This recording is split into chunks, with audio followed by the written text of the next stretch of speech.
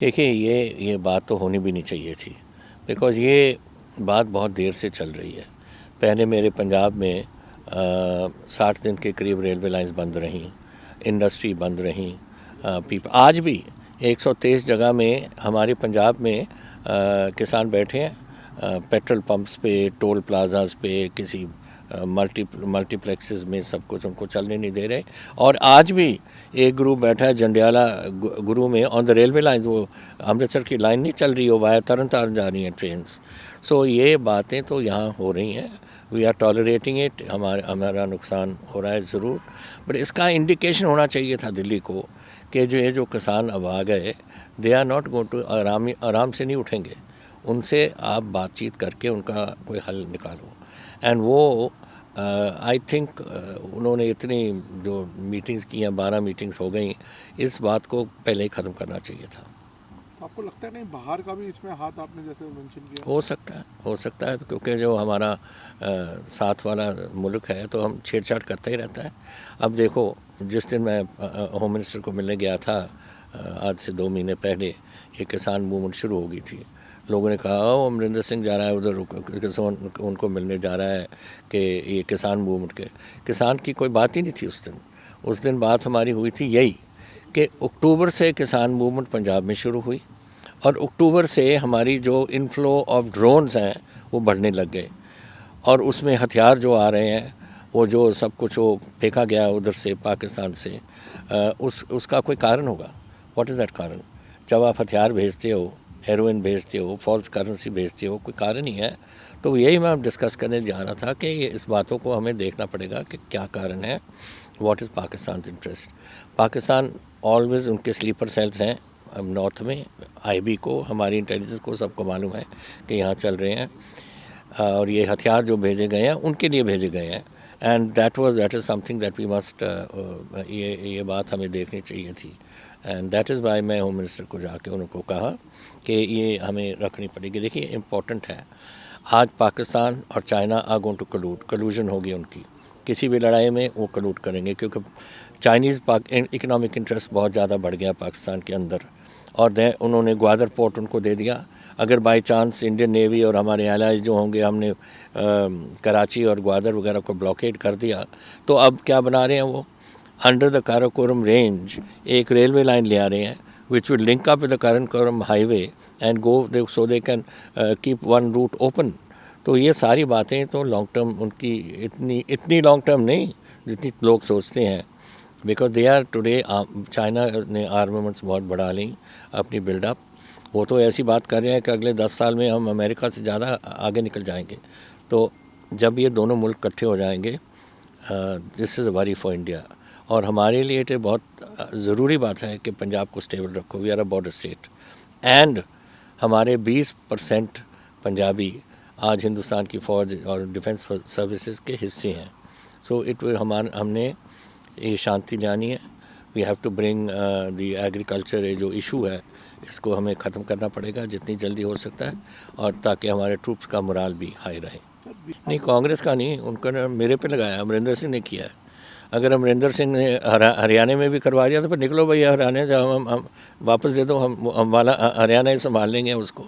Word ये तो, this is the tragic part कि आज आप instead of going into के इसमें बात क्या हुई, क्यों इतना किसानों के दिल में इतनी उनको दर्द है।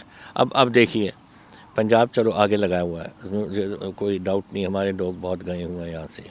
हरियाणा के भी किसान हैं, उत्तराखंड के भी किसान हैं, वेस्ट यूपी के भी किसान बैठे हैं, राजस्थान के भी बैठे हैं, और जहाँ नहीं बैठे बहुत दूर हैं, बेचारे गरीब लोग हैं, कोई त्रिपुरा से नहीं आ सकता, केरला तमिलनाडु से नहीं आ सकता, लेकिन हर किसान का दिल आज दिल्ली में है, बिकॉज वो समझते हैं कि जो बातें हुई हैं, ये जो कानून बने हैं बिल्कुल गलत कानून बने हैं। सो आई थिंक ये समथिंग अब गवर्नमेंट ऑफ इंडिया को सोचना पड़ेगा और इस बात को ख़त्म करना पड़ेगा। सर, हमने कई वाकयात देखे, जैसे दिल्ली में सिंघू बॉर्डर पे, और पीछे भी हमने देखा कि लोकल्स उतर आए प्रोटेस्ट में कि इन 26 के बाद ये इंसिडेंट हुआ, इन फार्मर्स को यहाँ से हटाओ, ये लोग गद्दार हैं, इस तरह की नारेबाजी हुई। इस तरह के इंसिडेंट्स को आप किस तरह से देखते हैं? देखिए, ये जो लोग उठे हैं, पहले तो पता तो करो, आपको टेलीविज़न वाले जाने चाहिए और जो न्यूज़पेपर वाले सब जाने चाहिए देखो को कि वहाँ के भी हैं या कोई बाहर से इंपोर्ट किए हुए हैं लोग, ये क्या मालूम है कहाँ से आए हुए हैं और क्या ऑब्जेक्टिव क्या है इसका। तो ये बातें नहीं मैं बिलीव करने के इतनी।